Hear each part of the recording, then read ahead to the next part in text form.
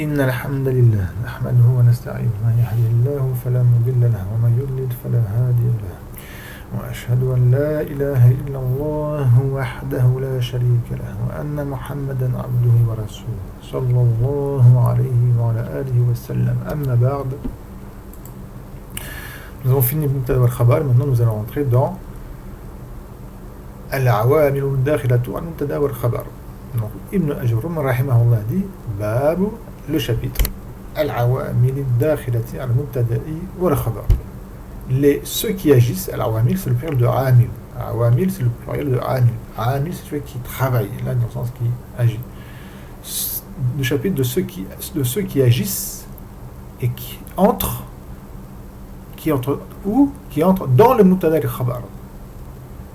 Et ils sont au nombre de 3. وهي ثلاثة أشياء ممنوع من الصرف. Donc il est مضاف إليه مجرور عن تجره الفتحة لأنه ممنوع من الصرف نيابة عن الكسر.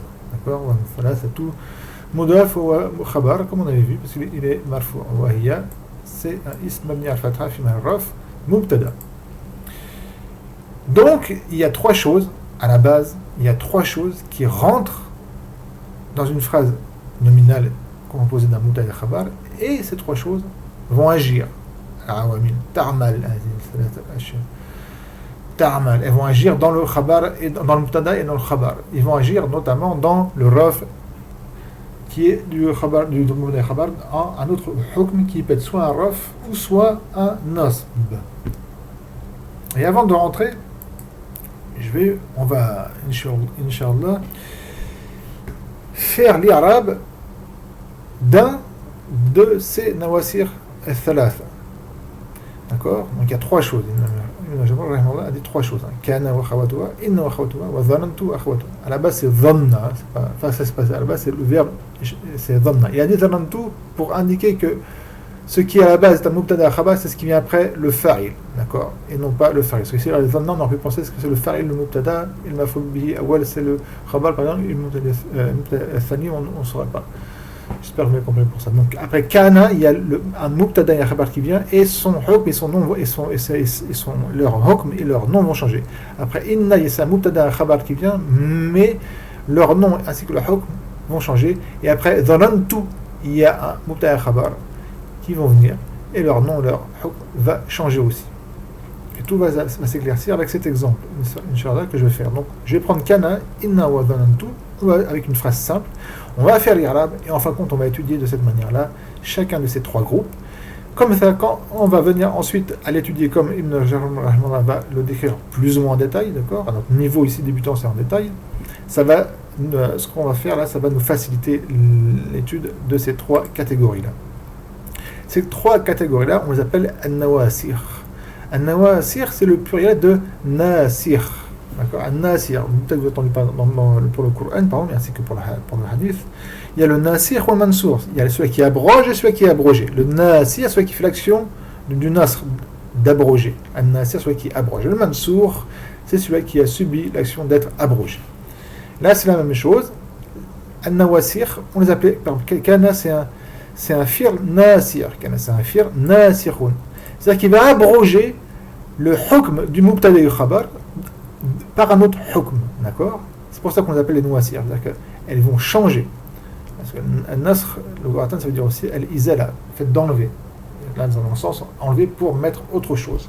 D'accord. Donc on va venir avec l'exemple de base qui est un mubtada et un khabar simple. À notre niveau, on va prendre quelque chose de simple. Zaydun maridun. Zayd est malade.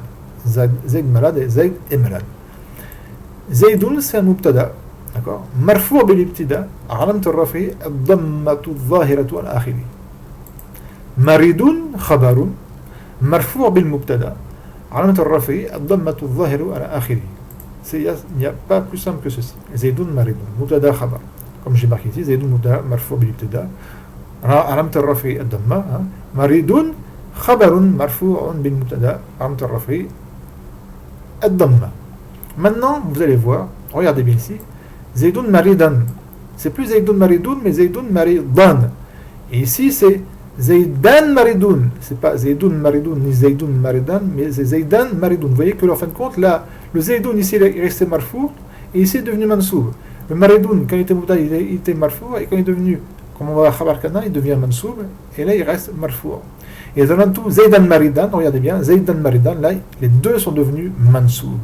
Et c'est ça le hukm qui change. Ça veut dire que kana wa inna wa dhanna, ils vont changer le hukm, c'est-à-dire le raf du mubtada khabar à un autre hukm.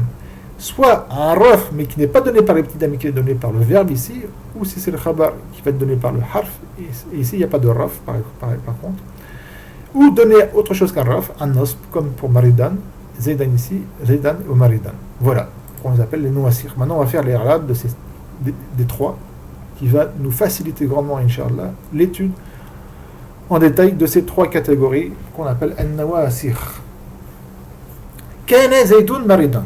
Donc, il faut toujours regarder à l'esprit que Zaydoun à la base c'est un mubtada khabar, comme c'est ici. C'est-à-dire, j'ai pris un mubtada khabar, Zaydoun Maridoun, je mets kana devant, vous voyez, je vais mettre kana, le verbe kana, je vais le mettre devant Zaydoun Maridoun, qu'est-ce qu'il subit? Paf! Zaydoun, d'abord je vais faire l'irab de kana, kana, firun mardin, d'accord, et non pas mardioun, mardin, naqisun, et c'est aussi un nasirun, naqisun, il est naqis. Je crois que je vous ai déjà parlé du narqis et du tam. Oui, je vous ai parlé notamment dans l'émission du faril, si je me souviens bien. C'est un firme narqis. Narqis, c'est-à-dire qu'il diminue. C'est-à-dire que, contrairement à un firme tam, à un firme tam complet, son marfour, c'est ce qu'on appelle un rukn. D'accord? Et le mansoub, c'est un rukn. Parce que dans chaque phrase, il y a deux rukn, il y a deux piliers. Et là, c'est le marfour et le mansoub. Et kana, finalement, c'est pas un rukn. Alors que dans un firme tam, c'est le firtam, c'est un rukn, et le faril, enfin du moins le marfour, c'est aussi un rukn. Autre chose pour définir le firm narqis, c'est que le firm narqis, il ne peut pas se suffire seulement que du marfour. Si j'ai qu'un zaydoun comme ça et je veux en faire un firm narqis, ça ne suffit pas. Contrairement par exemple dans la base zaydoun. Zaydoun a frappé, ça suffit. Voilà pourquoi on appelle ça narqis. Mais ce qui nous intéresse avant tout, c'est quoi? C'est un nasir. Donc un firme mardi, mabni al-fatha, la mhamni arabe, c'est un firme naqis, c'est aussi un firme nasir. Zaydoun, est-ce qu'on va l'appeler mubtada? Parce qu'à la base c'est un mubtada, il n'y a pas de problème. À la base c'est un mubtada, mais zakana est rentré dans cette phrase nominale. Et ça a un peu chamboulé. Zaydoun, on ne va plus l'appeler mubtada, et on ne va pas l'appeler faril, bien que c'est un kana. Mais étant donné que c'est un firme naqis, on ne l'appelle pas faril, on va l'appeler ismu kana. Le ism de kana, attention. Zaydoun, on n'appelle plus mubtada et on ne l'appelle pas fa'il parce que c'est pas un firme tam. Quand c'est un firme tam, on l'aurait appelé fa'il. Mais là, c'est pas un firme tam, c'est un firme naqis. Donc on l'appelle ismu kana. Et les marfour. Marfour, c'est quoi qui lui a donné le raf? Quand on sait que le mubtada, celui qui donne le raf, c'est l'ibtida, le fait de commencer. Et là, ce n'est pas le fait de commencer qui lui donne le raf, mais c'est le fir. Donc, ce n'est pas le même raf. Vous voyez, là, Zaydoun, quand il est mubtada, il est marfour. Zaydoun quand il explique les marfour, mais ce n'est pas le même raf, dans le sens que celui qui a donné le raf quand il est mubtada, c'est le fait de commencer la phrase par lui. Et là, celui qui a donné le raf, c'est le verbe kana. D'accord? Donc ce n'est pas le même raf. Les deux sont marfour, mais ce n'est pas le même raf.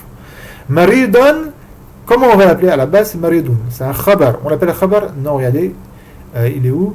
Maridan, khabur kana. On l'appelle khabaru kana. On l'appelle pas seulement khabaru, mais le khabar de kana. Et les mansoub, bihi et les mansoub par kana. C'est kana qui donne le nasb.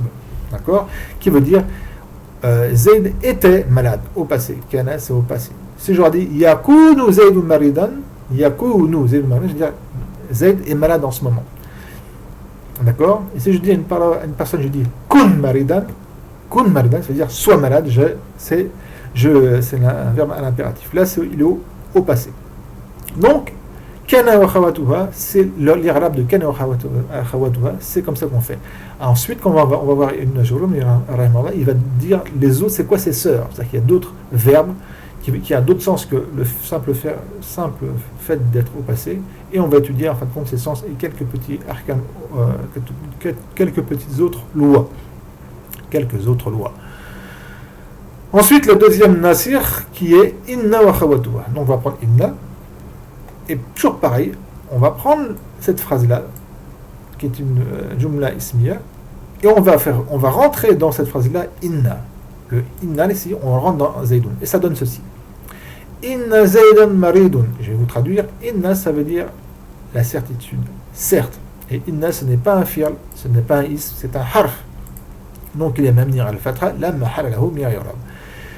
Certes, Zayd est malade. Donc là, c'est au présent. Certes, Zayd est malade. Donc là, on a rajouté au sens du mubtada la certification. Zaydan, on n'appelle plus mubtada, mais on l'appelle ism inna. Là, Zayd, on l'appelle ism kana, là, on l'appelle ism inna. Et les mansoub, inna harf nasb wa tawkid, comme harf, c'est un harf, c'est ça que j'ai oublié de dire dans l'Irab, comme quoi c'est aussi un harf nasb, c'est-à-dire qu'il donne le nasb au mubtada, et une fois que le nasb a été donné au mubtada par inna, on l'appelle plus mubtada, on l'appelle ism inna, comme c'est ici, Zaydan, ism inna.